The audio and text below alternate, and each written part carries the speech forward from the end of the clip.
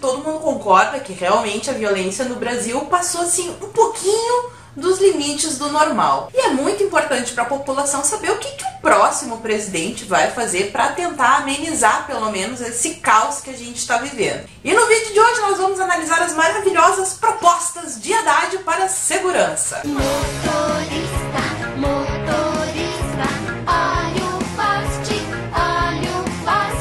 Eu aconselho que quem não tiver lido ainda o plano de governo do PT e do Bolsonaro dê uma lida até para confirmar se isso que eu estou dizendo para vocês é verdade, se não é verdade, se é mentira, se tá lá, se não tá. Agora não vem passar vergonha aqui nos comentários dizendo que eu estou espalhando fake news sem nem ter lido o plano de governo dos candidatos. Aí, mais um detalhe, eu vou fazer, o próximo vídeo vai ser a comparação do plano do Bolsonaro com o do Haddad. Então vamos lá, esta maravilha, esta obra-prima do pensamento político brasileiro. Segurança pública cidadã. Já começa com aqueles adjetivos cidadã, social, democrático, eles nunca usam uma palavra, eles sempre têm que encher de vários adjetivos, mas vamos lá. Em que pesem os avanços do governo Lula e Dilma, a atuação do Estado na segurança pública tem se revelado falha e precisa ser aprimorada. Então ele até confessa, né, que Lula e Dilma erraram um pouquinho assim no seu plano de governo e realmente transformaram o Brasil no país, num dos mais, se não o mais violento do mundo. Gostei de ver a humildade do nosso candidato. Erraram um pouquinho, né? Um pouquinho só, pouca, coisa pouca. Ninguém nem notou muito.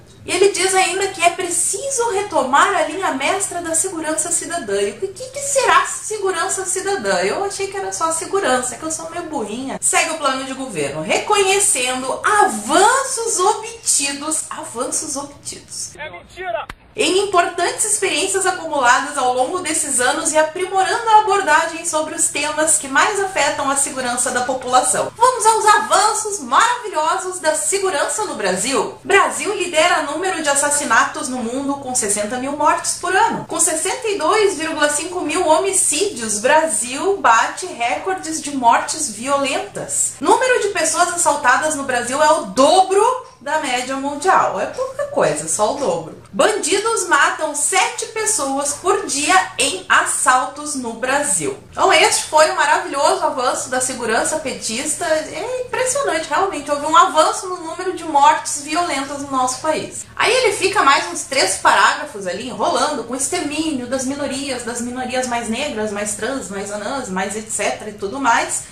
Como se, assim, no Brasil o problema fosse um bando de nazistas que acorda de manhã e decide: hoje eu vou pra rua matar negro, hoje eu vou pra rua matar mulher. A população do Brasil é feita de psicopatas. Alguns até são, mas não é a maioria. A maioria dos crimes acontece com bandidos que são bem lúcidos até.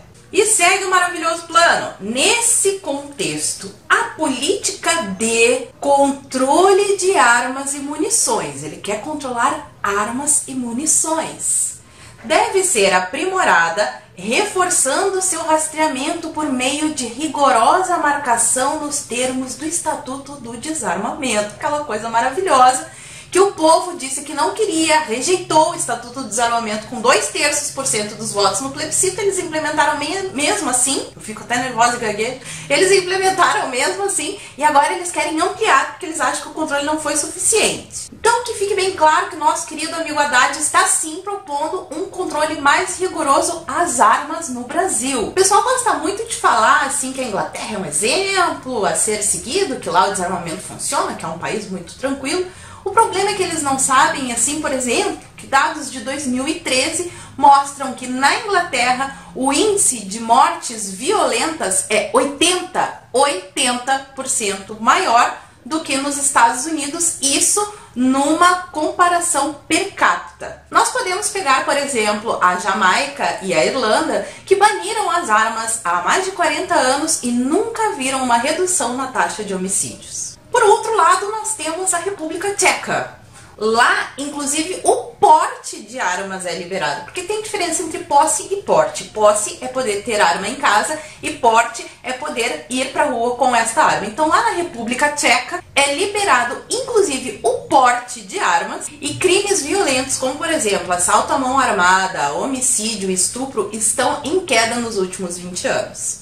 E na Suíça, então? Lá na Suíça, aquele país muito violento que é a Suíça, você pode inclusive comprar um fuzil. Sim, comprar um fuzil sem fazer nenhum tipo de registro. E eu não preciso dizer pra vocês que lá a taxa de criminalidade é uma das menores do mundo e ainda por cima vem diminuindo um pouquinho a cada ano. E vocês devem estar pensando neste momento, nossa, mas que mulher bem informada. Não sou tão bem informada assim, só li esse livrinho aqui que tem esses dados, recomendo pra vocês, você meu amiguinho desarmamentista.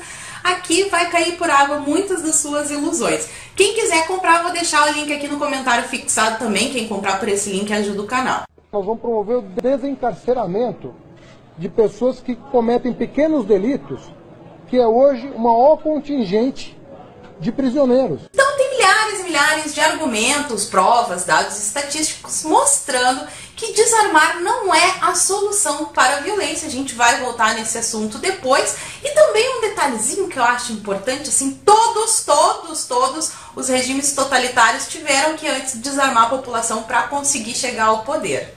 Fica aí a dica para você meditar sobre esse assunto. Segue o plano de governo do petista dizendo, em conjunto com o sistema da justiça criminal, será preciso investir na gestão penitenciária capaz de promover reintegração social e não mais a retroalimentação de mão de obra das organizações criminosas. Que lendo assim eu fico até emocionada, um texto tão lindo desses. Mas o que isso quer dizer na prática é que eles querem afrouxar as penas. Não precisa ir prender todo mundo, vamos dar umas penas alternativas, ressocializar, fazer uma roda de conversa. Assim a gente vai resolver a criminalidade. E o que eles vão fazer para isso? Olha que brilhante as ideias dele. Para isso, o governo vai investir na reforma da legislação para reservar, presta bem atenção nisso aqui, criatura, para reservar a privação de liberdade para condutas violentas e promover a eficácia de alternativas penais.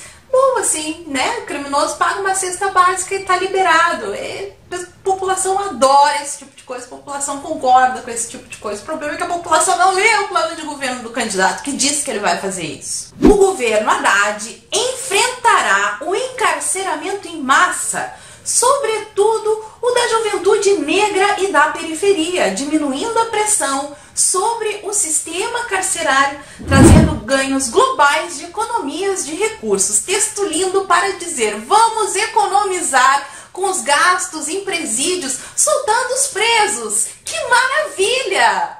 Vou contar para vocês uma historinha linda, uma historinha doce do que acontece quando os presos ficam soltos por aí na vida real. Não nos planos de governo do Haddad. Nos planos de governo do Haddad, o preso vai sair da cadeia e vai abrir uma ONG. Deve ser isso que ele pensa. Mas na vida real, o que acontece quando o preso não tem assim uma punição para o crime que ele cometeu? Para o crime que ele cometeu. Este livrinho aqui, que eu também indico, também vou deixar o link, que é muito bom, Bandidolatria e Democídio, tem uma história muito linda, uma história real que eu gostaria de contar para vocês. É o histórico de uma criatura doce chamado Tiago Oliveira da Silva. Tiago Oliveira da Silva, em 2003, ele foi um infrator na sua adolescência. Ele teve passagem pela fase. Aos 17 anos, ele foi apontado como autor de um assalto a motorista usando garfo de cozinha. Assaltar alguém usando garfo de cozinha é um crime assim de menor potencial ofensivo, então ele não precisa ir para a cadeia, ele fica solto. O que acontece? Depois, em 2004, ele foi preso 2 vezes, acusado de receptação e homicídio, mas foi absolvido. Criatura muito querida essa. Nosso sistema judiciário também é uma maravilha. Então, em 6 de abril de 2005, um dia antes de completar 19 anos, esta criatura doce assaltou um grupo de estudantes na capital e feriu a tiro um deles. Mas não matou, não foi tão agressivo assim, só deu um tirinho. Em 19 de abril de 2005, ele foi detido por suspeita de participar de um outro assalto. Olha só que linda carreira que este rapaz está fazendo aqui. Em 2006, ele foi condenado a 12 anos de prisão pelo assalto. Finalmente, vamos prender. Eu acho que depois de ter assaltado com garfo, ferido a tiro, participado de vários assaltos, tá, vamos prender um pouquinho. Um pouquinho só, não muito. Presta atenção na história. Ele foi condenado a 12 anos, né? Mas a pena foi reduzida pelo TJ, que achou muita opressão, baixou para 10 anos e 9 meses. Então, em 2007, olha que coisa linda que acontece com esse rapaz. Mesmo com conduta carcerária considerada péssima, ele se comportava mal, sei lá o que ele fazia, ele se comportava mal. E exame criminológico apontando que apresenta alto grau de vulnerabilidade psicossocial. Então, além de se comportar mal, ter feito todos esses crimes, ainda tinha um laudo do psicólogo dizendo que o cara não dá pra soltar. O que aconteceu? Ele foi beneficiado com a progressão para o semiaberto e transferido para uma colônia penal. Que bonito isso! Daí ficou meio assim, absurdo. O TJ resolveu cassar a progressão do regime que o Ministério Público pediu, mas antes da decisão ser cumprida, o que aconteceu? O jovem fugiu. O jovem fugiu e voltou para a rua. E quando ele voltou para a rua, o que ele fez? Ele foi contar histórias para crianças? Ele foi ajudar os pobres? Ele foi fazer caridade? Não. Olha o que ele foi fazer. Em 2007, ele foi capturado e cumpriu a punição em regime fechado em isolamento pela fuga e pelo mau comportamento. Oh, que bom! Mas em 2010 ele ganhou o benefício do semiaberto de novo e, surpreendentemente, fugiu de novo. Como que poderiam esperar isso deste rapaz tão querido? E quando ele fugiu, aí em 2010 ele foi recapturado de novo, aí ficou no regime fechado por mais 8 meses. Depois ele voltou para o semiaberto, foi transferido e no mês seguinte obteve direito à liberdade condicional. Que história mais emocionante. Em 2012 ele foi preso em flagrante com 47 pedras de crack, um revólver calibre 38. Parece que ele não respeitava muito o Estatuto do Desarmamento aqui, pelo que eu tô vendo, né? E em 2013 ele foi condenado por mais 8 anos e 8 meses. Mas o TJ diminuiu a pena de novo para 3 anos e 2 meses. Em 2013, com a redução da pena, o livramento condicional foi mantido e Tiago volta para casa. Em 2015, esta linda criatura foi presa em flagrante por 6 assaltos e o crime não tinha sido julgado até 2017, quando foi escrito o livro. Em 2016, ele foi favorecido com uma comutação de penas, um descontinho na pena ali, conforme o decreto presidencial. Em 2016, o decreto presidencial, quem que era o presidente que fez isso? Então ele ganhou o quê? Um indulto natalino, porque o presidiário ele fica muito oprimido sem poder comemorar o Natal com a sua família depois de ter assassinado e assaltado as pessoas, então ele ganhou a liberdade para curtir o Natal. E como foi que ele curtiu o Natal? Assaltando 8 pessoas e matando Cristiane Fonseca Fagundes. Ele matou esta mulher, a mãe de uma criança. Ela tinha ido buscar a criança na escola e daí este ser lindo matou ela, matou. Graças à maravilhosa progressão de regime, aos indultos e a tudo isso que Haddad quer manter e ampliar, porque ele acha assim que não está o suficiente a impunidade no Brasil. E também tem mais uma proposta que eu achei muito boa aqui, dizendo o seguinte: para assegurar cidades mais iluminadas, o governo federal vai apoiar por meio de PPP que os municípios de todo o país possam trocar a sua iluminação pública por iluminação de LED, porque isso também vai contribuir para a segurança das pessoas. Então as maravilhosas 3 propostas de Haddad são: o maior controle sobre as armas de fogo, que é o que fazem todos os regimes totalitários. Basta você estudar um pouquinho mais de história para confirmar o que eu estou dizendo. Soltar os presidiários. Para que prender? Isso é muita opressão. É melhor a gente dar um cursinho de artesanato para eles, que daí eles vão deixar de ser bandidos, porque eles vão ter uma oportunidade na vida. E também iluminar as ruas com iluminação de LED, que aí, claro, se tiver luz não vai acontecer assalto, porque isso, afinal de contas, não acontece à luz do dia. Se você gostou desse plano de governo que eu apresentei para vocês aí, é só agora na eleição ir lá na urna e lacrar o 13 e ver a desgraça acontecendo no Brasil. Só queriam mesmo os pertences? Só os ouro, só e mais nada, dinheiro e mais nada. E entregar onde isso aí? Nós ia embora, ué. Mas tinha encomenda disso ou não? Não.